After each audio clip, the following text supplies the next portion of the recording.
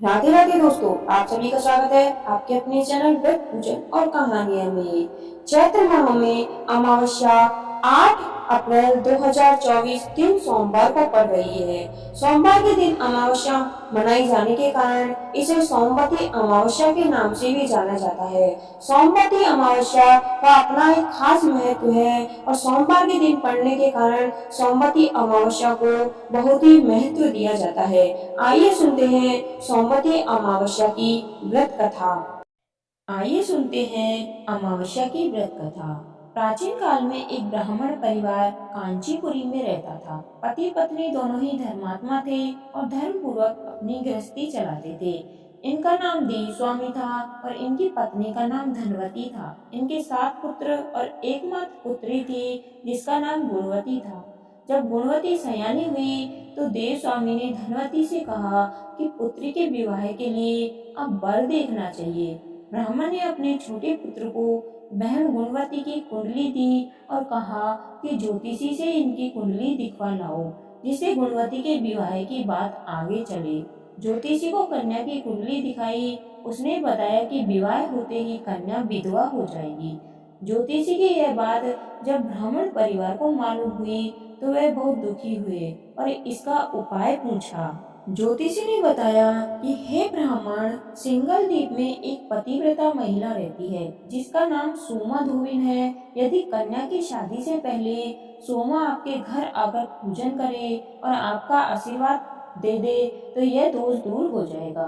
ब्राह्मण ने अपनी पुत्री गुणवती को अपने सबसे छोटे पुत्र के साथ सिंगल द्वीप भेज दिया। दोनों भाई बहन सागर किनारे पहुंचकर उसे पार करने के बारे में सोचने लगे। जब समुद्र को पार करने का कोई रास्ता नहीं मिला तो दोनों भूखे प्यासे एक पीपल के वृक्ष के नीचे आराम करने लगे। पेड़ पर घोंसले में एक गिद्ध का परिवार रहता था। उस समय घोंसले में सिर्फ गिद्ध के बच्चे थे। वे सुबह से भाई बहन की बातों और क्रियाकलापों को देख रहे थे। शाम के समय जब गिद्ध की माता बच्चों के लिए भोजन लेकर घोंसले में आई तो बच्चों ने पेड़ के नीचे लेटे भाई बहन की कहानी माता को बताई। उनकी बातें सुनकर गिद्ध की माता को दोनों भाई बहनों पर दया आई और बच्चों से कहने लगी कि तुम लोग अब चिंता मत करो, मैं इन्हें सागर पार करवा दूंगी।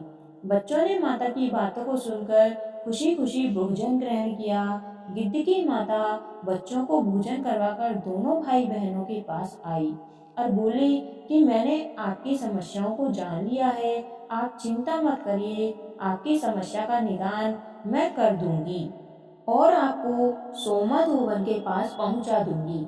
गिद्ध की बातों को सुनकर दोनों भाई बहनों का मन आनंदित हो गया और उन्होंने वन में मौजूद कंदमूल फल को खाकर रात काट ली। सुबह होते ही गिद्ध ने दोनों भाई बहनों को समुद्र पार करवा दिया और सिंगल द्वीप में सोमा धोवन के घर पहुंचा दिया।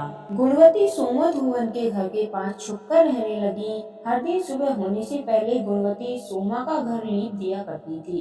एक दिन सोमा ने अपनी बहुओं से पूछा कि प्रतिदिन तुम सुबह हमारा घर कौन लीपता है। बहुओं ने प्रशंसा के लोभ में कहा कि हमारे अलावा यह काम और कौन करेगा। लेकिन सोमा को बहुओं की बातों पर भरोसा नहीं हुआ और वह यह जानने के लिए पूरी रात जागती रही कि कौन है जो हर सूर्योदय से पहले घर लीप जाता है। सोमा ने देखा कि एक कन्या उसके आंगन में आई और आंगन लीपने लगी। सोमा गुणवती के पास आई और उसने पूछा कि तुम कौन हो और क्यों हर सुबह मेरे आंगन को लीप कर चली जाती हो। गुणवती ने तब अपना सारा हाल सोमा से कह डाला। गुणवती की बातों को सुनकर सोमा ने कहा कि तुम्हारी सुहाग के लिए मैं तुम्हारे साथ चलूंगी। सोमा ने ब्राह्मण के घर आकर पूजा की, लेकिन विधि का विधान कौन टाल सकता है। गुणवती का विवाह होते ही उसके पति की मृत्यु हो गई। तब सोमा ने अपने सभी पुण्य गुणवती को दान कर दिए। सोमा के पुण्य से गुणवती का पति जीवित हो गया, लेकिन पुण्यों की कमी से सोमा के पति और बेटे की मृत्यु हो गई।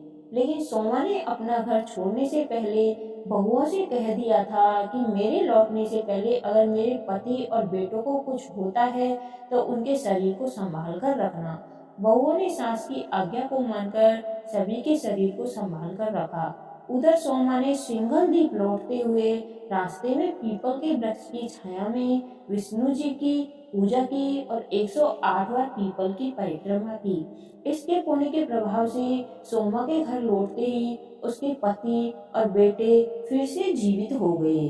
इसलिए अमावस्या के व्रत करने वाले व्रतियों को यह कथा सुनकर पीपल की 108 बार परिक्रमा करनी चाहिए और भगवान विष्णु सहित शिव जी की पूजा भी करनी चाहिए। कहानी सुनने वाले और सुनाने वाले सभी का भला हो, आपकी सभी मनोकामनाएं पूर्ण हो। अगर आपको मेरी ये कहानी अच्छी लगी हो तो आपके अपने चैनल को सब्सक्राइब करें। धन्यवाद। आपका दिन शुभ हो।